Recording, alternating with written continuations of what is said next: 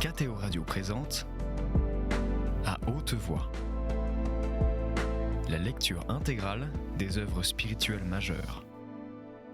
Aujourd'hui, le mystère des Saints Innocents de Charles Péguy.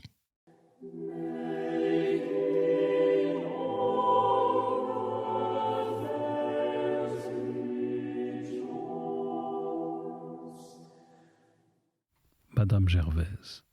Et il se hâta, parce que ses entrailles avaient été émues en voyant son frère et qu'il ne pouvait plus retenir ses larmes. Passant donc dans une chambre, il pleura. Jeannette. Et après s'être lavé le visage, il revint, se faisant violence, et il dit « Servez à manger ». Madame Gervaise. On servit Joseph à Paris, et ses frères à part, et les Égyptiens qui mangeaient avec lui à part, car il n'est pas permis aux Égyptiens de manger avec les Hébreux, et ils croient qu'un festin de cette sorte serait profane. Jeannette. Ils s'assirent donc en présence de Joseph, l'aîné, le premier selon son rang, et le plus jeune selon son âge. Et ils furent extrêmement surpris. Madame Gervaise, en voyant les parts qu'il leur avait données, de ce que la part la plus grande était venue à Benjamin, car elle était 5 fois plus grande que celle des autres. Ils burent ainsi avec Joseph, et ils firent grande chère. Or Joseph donna cet ordre à l'intendant de sa maison et lui dit « Mettez dans les sacs de ces personnes autant de blé qu'ils en pourront tenir, et l'argent de chacun à l'entrée du sac. Et mettez ma coupe d'argent à l'entrée du sac du plus jeune, avec l'argent qu'il a donné pour le blé. » Cet ordre fut donc exécuté. Et dès le matin, on les laissa aller avec leurs ânes.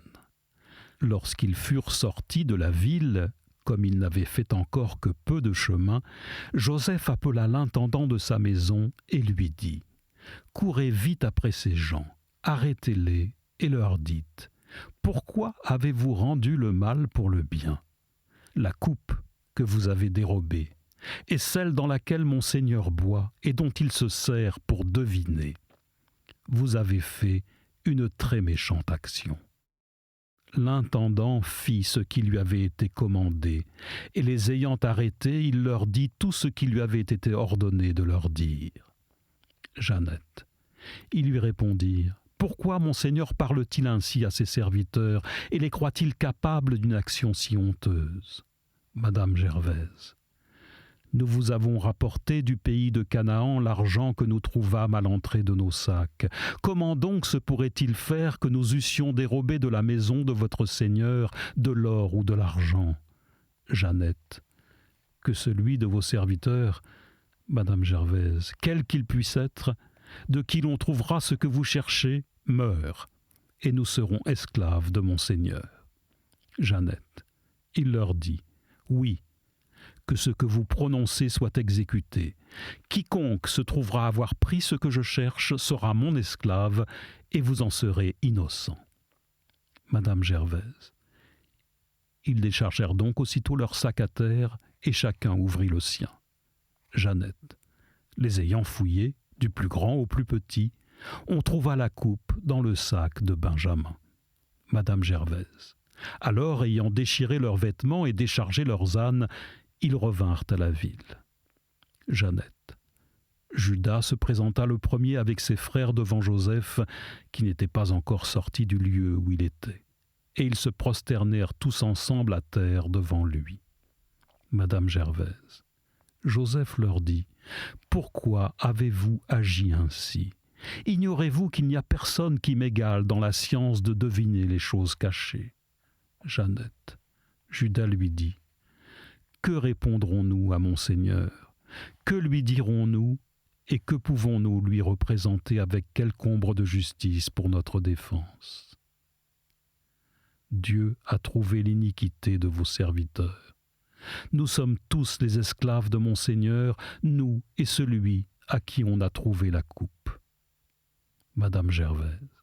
Joseph répondit « Dieu me garde d'agir de la sorte, que celui qui a pris ma coupe soit mon esclave. Et pour vous autres, allez en liberté retrouver votre père. » Jeannette. Judas, s'approchant alors plus près de Joseph, lui dit avec assurance : « Mon Seigneur, permettez, je vous prie, à votre serviteur de vous adresser sa parole, et ne vous mettez pas en colère contre votre esclave, car après Pharaon, c'est vous qui êtes, Madame Gervaise, mon Seigneur. Vous avez demandé d'abord à vos serviteurs : avez-vous encore votre père ou quelque autre frère ? Et nous vous avons répondu : mon Seigneur, nous avons un père qui est vieux et un jeune frère qu'il a eu dans sa vieillesse, dont le frère qui était né de la même mère est mort. Il ne reste plus que celui-là, et son père l'aime tendrement. Vous dites alors à vos serviteurs : amenez-le-moi, je serai bien aise de le voir.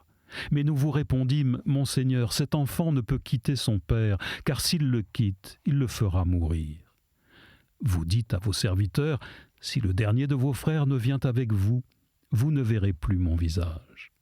Lors donc que nous fûmes retournés vers notre père, votre serviteur, nous lui rapportâmes tout ce que vous aviez dit, mon Seigneur. Et notre père nous ayant dit : retournez pour nous acheter un peu de blé, nous lui répondîmes : nous ne pouvons y aller. Si notre jeune frère y vient avec nous, nous irons ensemble. Mais à moins qu'il ne vienne, nous n'osons nous présenter devant celui qui commande. Il nous répondit : vous savez que j'ai eu 2 fils de Rachel, ma femme. L'un d'eux, étant allé au champ, vous m'avez dit qu'une bête l'avait dévoré, et il ne paraît plus jusqu'à cette heure. Si vous emmenez encore celui-ci et qu'il lui arrive quelque accident dans le chemin, vous accablerez ma vieillesse d'une affliction qui la conduira dans le tombeau. Si je me présente donc à mon père votre serviteur, et que l'enfant n'y soit pas, comme sa vie dépend de celle de son fils, lorsqu'il verra qu'il n'est point avec nous, il mourra, et vos serviteurs accableront sa vieillesse d'une douleur qui le mènera au tombeau.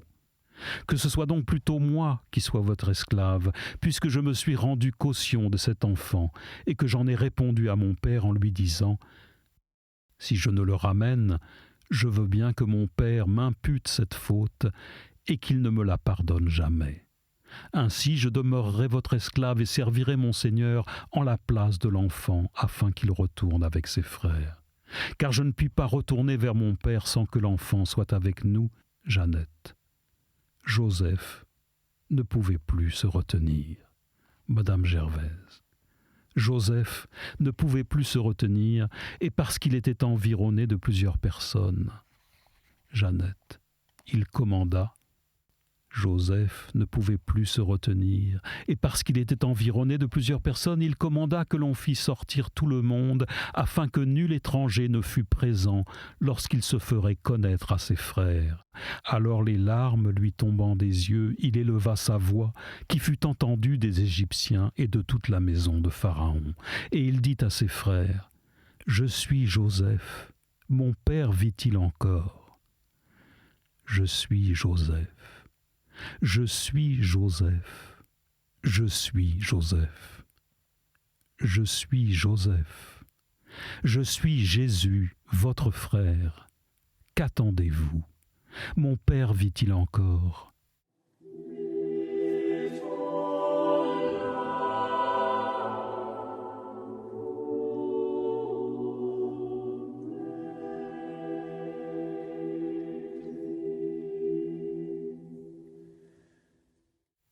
Madame Gervaise.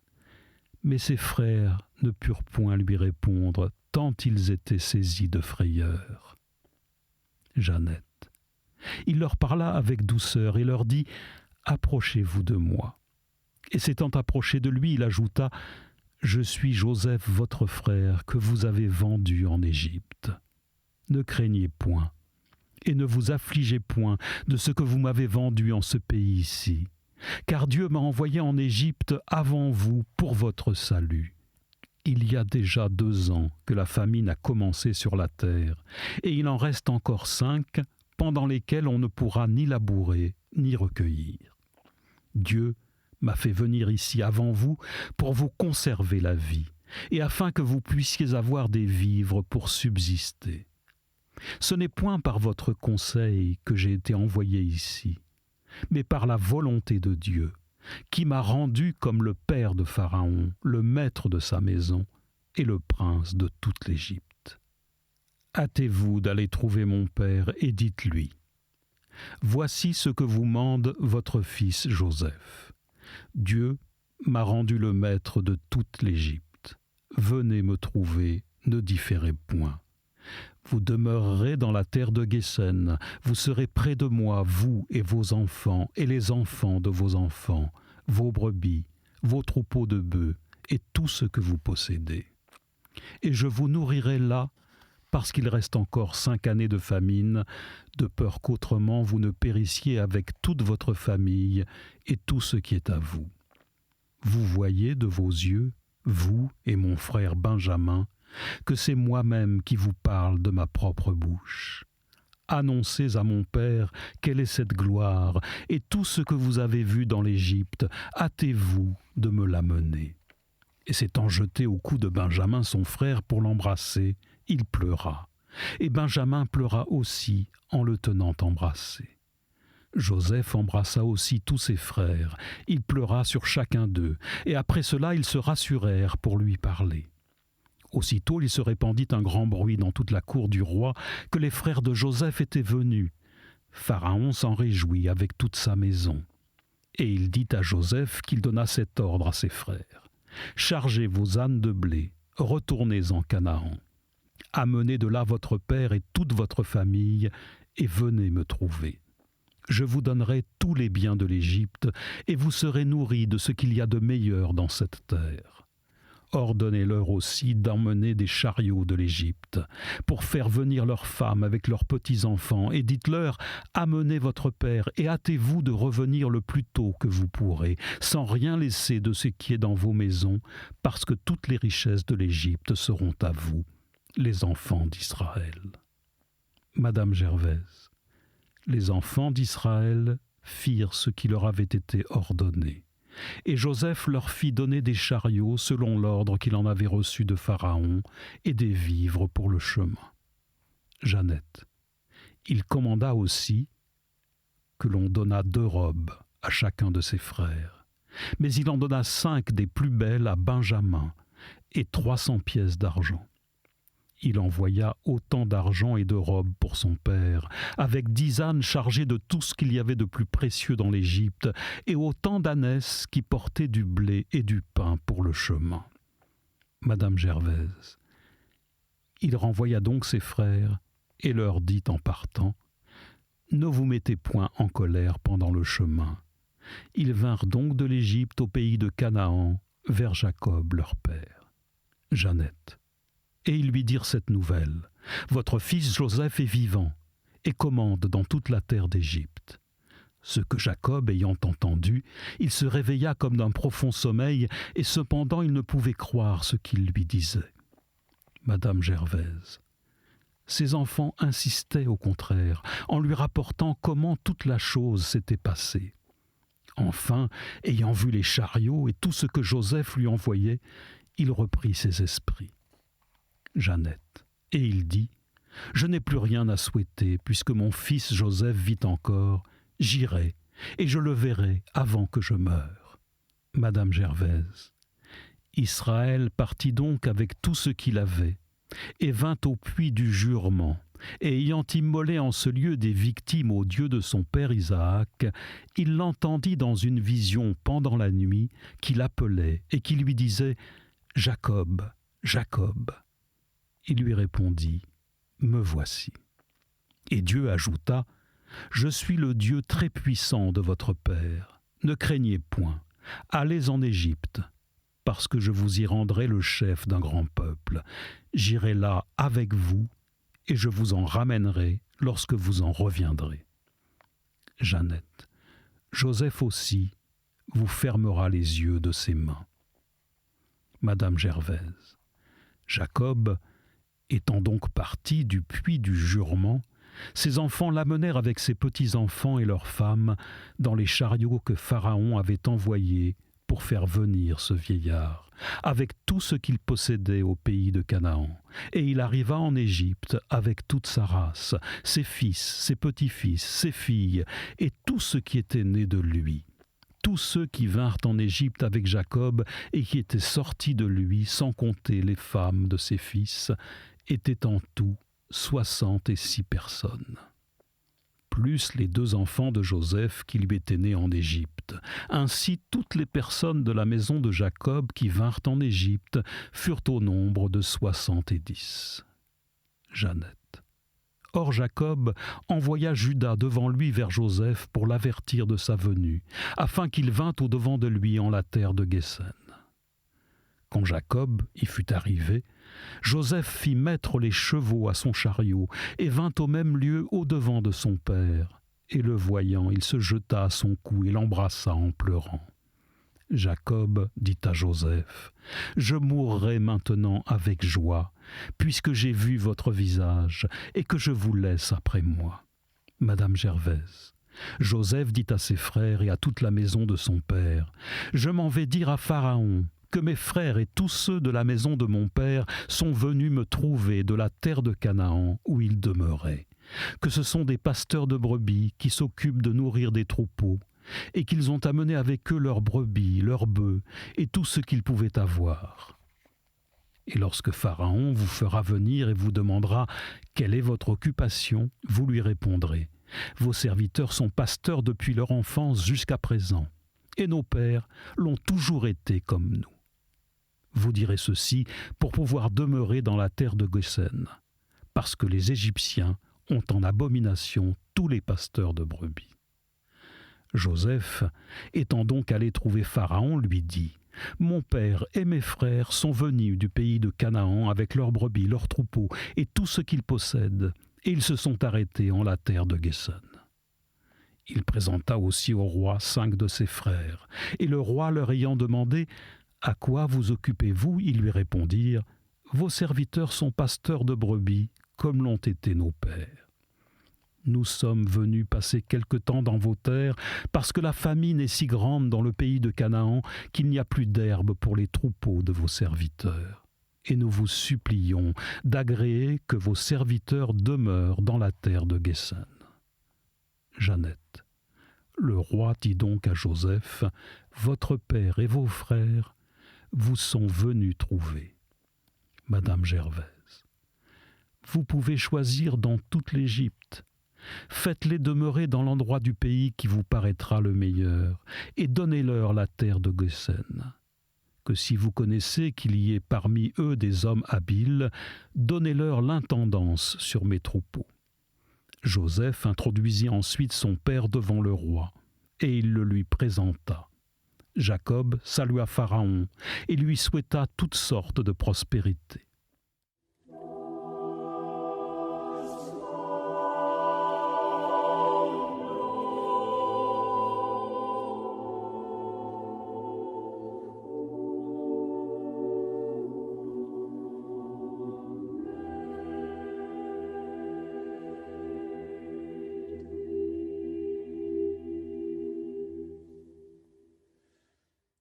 Le roi lui ayant demandé quel âge il avait, Jeannette, il lui répondit : « Il y a 130 ans que je suis voyageur, et ce petit nombre d'années qui n'est pas venu jusqu'à égaler celui des années de mes pères a été traversé de beaucoup de maux. » Madame Gervaise.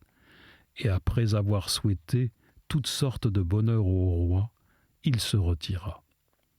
Joseph, selon le commandement de Pharaon, mit son père et ses frères en possession de Ramessès, dans le pays le plus fertile de l'Égypte. Et il les nourrissait avec toute la maison de son père, donnant à chacun ce qui lui était nécessaire pour vivre. Car le pain manquait dans tout le monde, et la famine affligeait toute la terre, mais principalement l'Égypte et le pays de Canaan. Israël demeura donc en Égypte, c'est-à-dire dans la terre de Goshen, dont il jouit comme de son bien propre, et où sa famille s'accrut et se multiplia extraordinairement. Il y vécut 17 ans, et tout le temps de sa vie fut de 147 ans. Comme il vit que le jour de sa mort approchait, il appela son fils Joseph et lui dit : « Si j'ai trouvé grâce devant vous, mettez votre main sous ma cuisse et donnez-moi cette marque de la bonté que vous avez pour moi, de me promettre avec vérité que vous ne m'enterrerez point dans l'Égypte, mais que je reposerai avec mes pères, que vous me transporterez hors de ce pays et me mettrez dans le sépulcre de mes ancêtres. » Joseph lui répondit, « Je ferai ce que vous me commandez. » « Jurez-le-moi donc, dit Jacob. Et pendant que Joseph jurait, Israël adora Dieu, se tournant vers le chevet de son lit. Après cela, on vint dire un jour à Joseph que son père était malade. Alors, prenant avec lui ses 2 fils, Manassé et Éphraïm, il l'alla voir. On dit donc à Jacob, « Voici votre fils Joseph qui vient vous rendre visite. » Jacob, reprenant ses forces, se mit sur son séant dans son lit, et il leur fit aussi ce commandement et leur dit, « Je vais être réuni à mon peuple. Ensevelissez-moi avec mes pères dans la caverne double qui est dans le champ d'Éphron et Éhen, qui regarde Mambré au pays de Canaan, et qu'Abraham acheta d'Éphron et Éhen avec tout le champ où elle est, pour y avoir son sépulcre. C'est là qu'il a été enseveli avec Sarah, sa femme, et c'est aussi où Isaac a été enseveli avec Rebecca, sa femme, et où Lia est encore ensevelie. » Après avoir achevé de donner ses ordres et ses instructions à ses enfants, il joignit ses pieds sur son lit et mourut, et il fut réuni avec son peuple. Un homme avait 12 fils. Tel fut mon enfant. Ce fut la première fois qu'un enfant s'est perdu. Ce fut la première fois qu'une brebis s'est perdue. Ce fut la première fois qu'une drachme s'est perdue. Mais cette drachme que l'on avait égarée, mais cette brebis qui s'était égarée, mais cet enfant, ce fils qui s'était égaré, fut retrouvé sur le trône, gouvernant la maison de Pharaon et ravitaillant tout le royaume d'Égypte. Et celui de Jésus, au contraire, c'est toujours le contraire, celui de Jésus, l'enfant perdu par Jésus, dans la parabole de Jésus, celui de Jésus fut retrouvé qui revenait de gouverner un troupeau de porcs. Et je pense que ces 30 ou 40 cochons, il les ravitaillait de glands et peut-être de quelques sales pâtés. C'est ainsi, mon enfant. Ainsi est l'Ancien, ainsi est le Nouveau Testament. Dans l'Ancien Testament, il est plus souvent question du trône, et dans le Nouveau Testament, il est plus souvent question de garder les cochons et les autres animaux qui ne sont pas moins nobles. Dans l'Ancien Testament, il y a toujours une vue, une pensée vers le commandement. Et dans le Nouveau Testament, il y a toujours une pensée, une arrière-pensée vers le service au contraire et vers la servitude.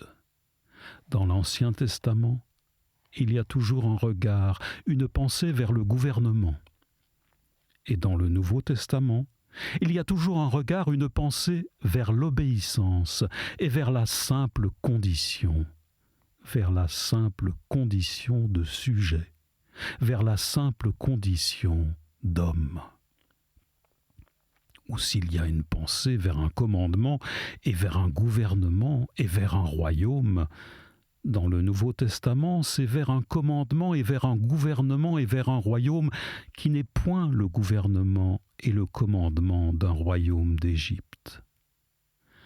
Et dans le Nouveau Testament, il n'y a de pensée que pour un royaume qui n'est pas de ce monde. Et dans l'Ancien Testament, il y a toujours une pensée vers les richesses, vers les trésors d'Égypte et de Babylonie, vers les talents d'or et d'argent. Et les richesses, et le trône, et le royaume, et le gouvernement, et le commandement sont présentés comme le couronnement. Dans le Nouveau Testament, il y a toujours une pensée. La pensée secrète est vers l'épreuve, et vers la misère, et vers la pauvreté. Et c'est elle l'épreuve, et c'est elle la misère, et c'est elle la pauvreté, qui est toujours présentée, qui est le fait et le couronnement. C'est elle qui est la dame et la très chère et la très sainte pauvreté. Dans l'Ancien Testament, on redoute toujours, il y a toujours une pensée de redoutement vers la famine de la faim. Dans le Nouveau Testament, on redoute toujours une autre faim inapaisée. Il y a toujours une pensée de redoutement vers une autre famine, d'une autre faim, car c'est une spirituelle famine, d'une faim spirituelle. C'était À Haute Voix, une émission de KTO Radio. Aujourd'hui, le mystère des Saints Innocents de Charles Péguy. Lecture, Michel Bonneton. Captation et réalisation, Aymeric Plouinec et Thibaut Dagalier. Une émission disponible en podcast sur ktoradio.com et sur l'application KTO Radio.